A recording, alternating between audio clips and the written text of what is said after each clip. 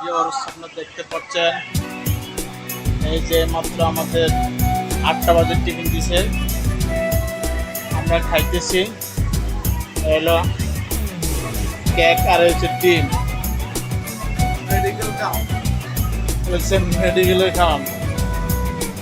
8টা বাজে টিফিন দিচ্ছে, মিনিমাম 10টা পর্যন্ত ডিউটি করতে হবে।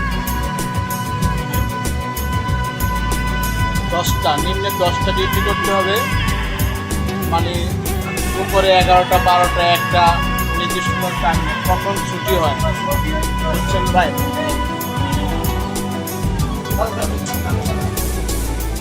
2 পিস কেক আর একটা ডিম, এই যে খাচ্ছে সবাই, বুঝছেন ভাই? এটা হচ্ছে গার্মেন্টসের জীবন।